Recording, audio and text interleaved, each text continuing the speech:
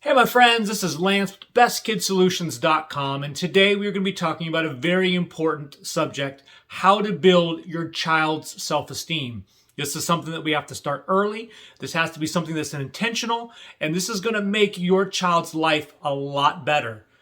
Let's talk about it right now.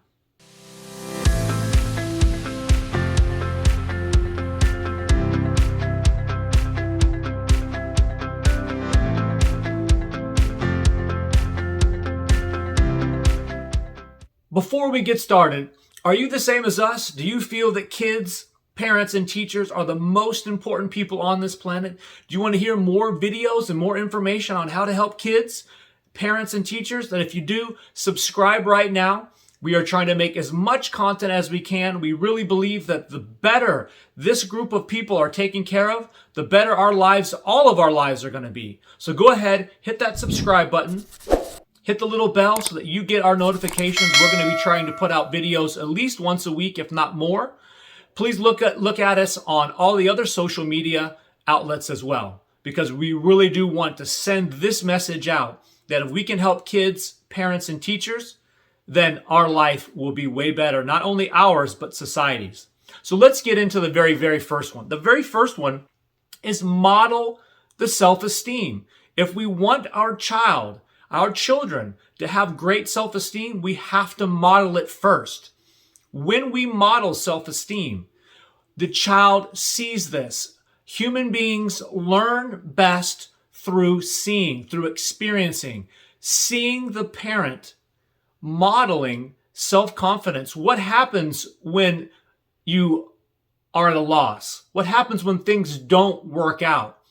What happens when you fail? All of these things are seen and heard and watched. And when you model self-confidence, it's going to be a lot easier for your child to absorb that through just the human process. All animals learn through modeling, and we are no different. So the number one thing that you must do is you must now also need to work on your own self-confidence. As a parent, when you are doing anything, you have to understand that kids watch and see and hear everything. And you can tell them a certain thing until you're blue in the face, but you show them and it goes right away.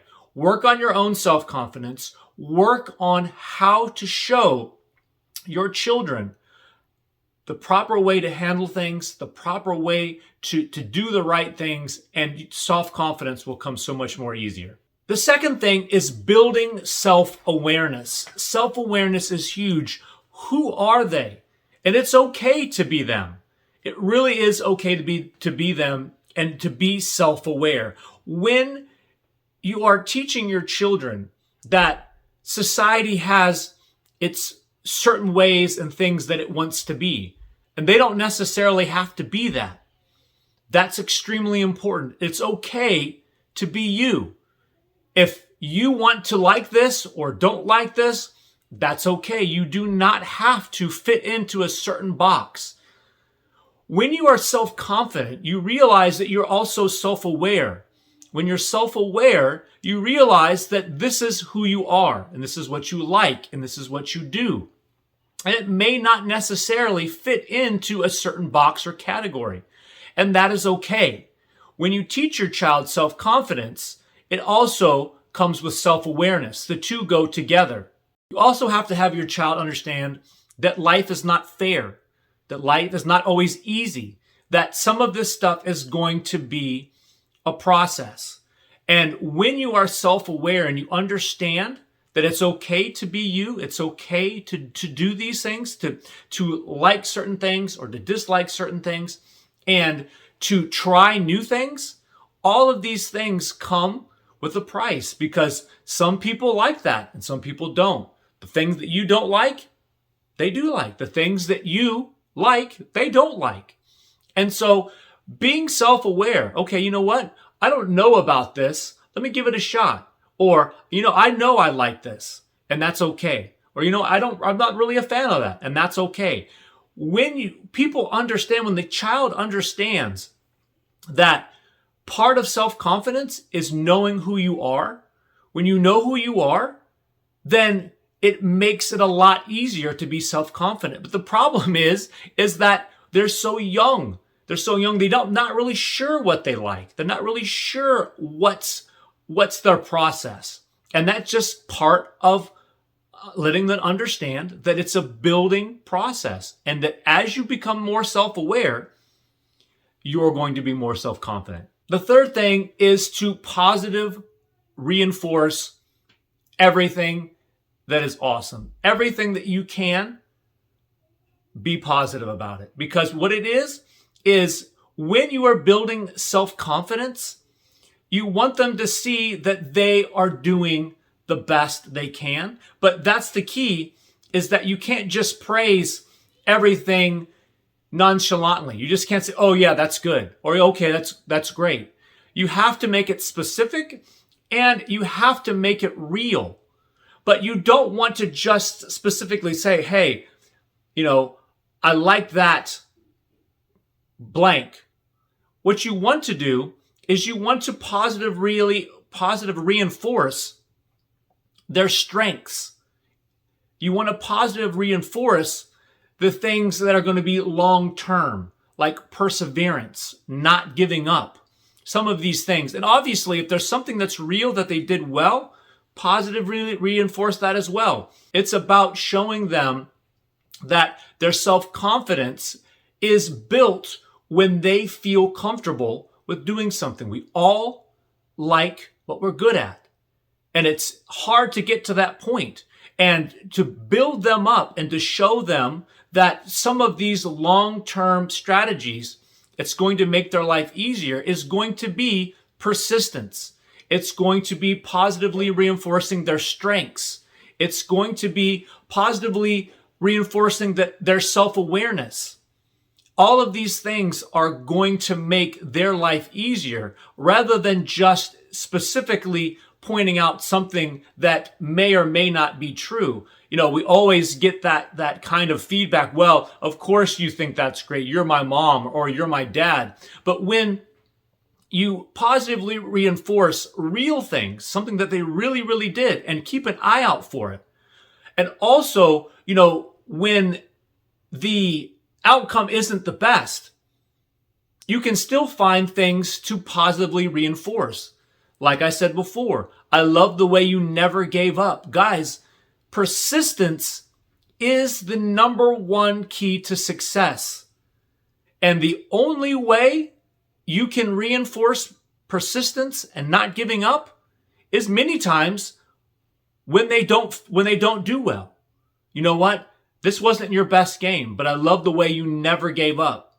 I love the way that you were persistent the whole time. You never let go of your core belief, and that was that you were going to do your very best. So when it comes to positive reinforcement, it has to be strategic, and it has to be done with the long term in mind. You just can't say, oh, that's great. You have to give it specific, and you have to say, you know what? I love the way you did this, which is going to reinforce that behavior in the future. Now, the fourth one is make it safe to take risks. Guys, this is a big one that I use a lot in the classroom as well. Guys, when students believe that they can take risks, they're just going to put it way more out there. They're going to give it a shot. And the same thing happens with your parenting. You have to let your child know that risk is okay. There is risk in everything. And that failure or not succeeding is not losing, it's learning. I'll say that again. It is something that is extremely important that we teach our children. We teach our students that losing is not failure. It's learning. And that so many successful people, past, present, and in the future, have failed over and over again. And when you understand that it's okay to not succeed the first time or the second time, and that, to be honest with you, that's to be expected. We all see these movies, we see the success and the celebration, and we see a small snippet, just a real small snippet of the hustle and the hard work. But in real life, it's not a quick snippet of hard work and hustle and sweat and tears. It's a long, long time. And once we understand and once we teach our children that it's not going to always be perfect, you're not going to see success in the first 5 minutes. It's going to be a long, long road. It's not going to be a sprint. It's going to be a marathon. And once the kids understand that it's okay to fail, it's okay to try something new, and that's extremely important, is that give them an opportunity to try something new, to try something different, to give that a shot. You know, this may not work for you, but let's give it a shot. You know what? I'm not sure that you can do that, but you know what? I'm going to make it an opportunity to let you give it a shot. Set up controlled risk environment to give them a shot. Now, we don't want them doing something that's unsafe for them, of course, but I think that it's extremely important to be able to set up controlled risk environment to give them an opportunity to give something a try. And then when they succeed, you make it a big deal. And that builds their confidence. And when they fail, when they don't succeed, you praise their persistence and you praise the strengths that you saw in them, and it raises their confidence. Their self-confidence is many times proportionate to their experiences. Oh, yeah, I can do that. I can do that. I've done that before. I did that with my mom. I did that with my dad. I tried that. You know, I wasn't really good at that, but you know what? I really like the way I did this instead. Guys, we almost have to be like one of those people at the kiosk with the hair curlers or the lotions. You just got to let them keep trying over and over and over, and they're going to get turned down, and they're going to get no, and they're going to get all these different, possibly negative feedbacks. But you have to keep persistent. And you have to keep going. And you have to take the risk. You have to ask. If you don't ask, you don't get. And so many times, people's self-confidence is because they don't understand that the answer is probably going to be no. But we say it anyway. If you don't ask, you don't get. The answer is always no if you don't ask. And so many times, people's self-confidence is because they believe that everybody else gets a yes except for them. And when you teach your child that the answer is always no unless you ask, unless you try, that's when their self-esteem is built.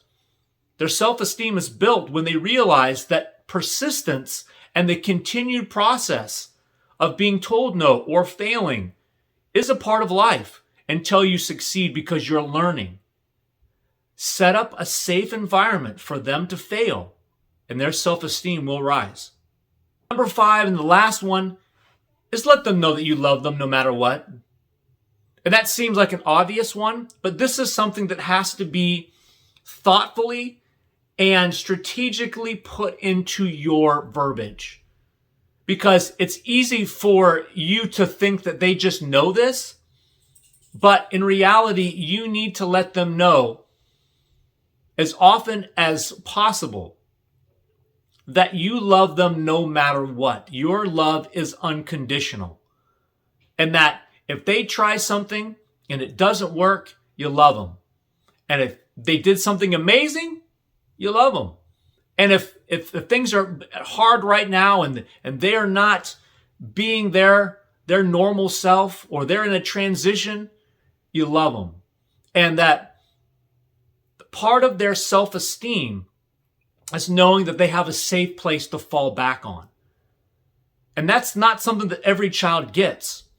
And so when you have this opportunity to show them that no matter what happens, they can fall back on your love, that they can be bounced back through your love, is going to make a huge difference. Because the failing hurts. You know, when someone says that they don't like you or something about you is not what they like, it hurts. But having that fallback and knowing that, you know what? It's okay. You don't have to like me. You don't have to like what I like. Because I am who I am, and that I have family who love me. I have parents who love me. And no matter what happens, that'll be a constant. And when you have that foundation of love, there's so much more that can happen. And it gives that foundation for your child to build and build their self-confidence. My friends, this is something that's extremely important. And that's something that when your child is young, you have a small opportunity to mold them like clay. The idea that when the child is young, they're moldable like clay, and it's a lot easier. And as they get older, it gets harder and harder. Now that the clay is stiffer and less pliable, and it's hard to make these changes and helping them in the right direction. And as they get to high school, it's more of a chip. You're chipping away. And you have to get this during the times when they're young. When they're young and they're more impressionable, and their idea, they're like sponges. They take in all the information, and not so much the information that you're saying, but what you're showing them, as we said in the first one. So take the time when they're young and put this information, instill this information in them, and your child will be very self-confident. My friends, I hope that this helped you. Please do me a favor. If there is something that you guys would love to see for me to talk about, because I am so very passionate about this topic, helping kids, parents, and teachers, I would love for you to let me know what else you would like me to talk about. My friends, if you felt that this was helpful to you, or you have somebody that this might help, you know of somebody this might help, please share that with them. Please like, please subscribe. Allow this information to get to as many people as we can. Because as I said before, when kids, when parents, and when teachers, lives are easier, the world's life is better. So my friends, let's make that happen. Share this with somebody that you know. Like and subscribe, and we will see you in the next video.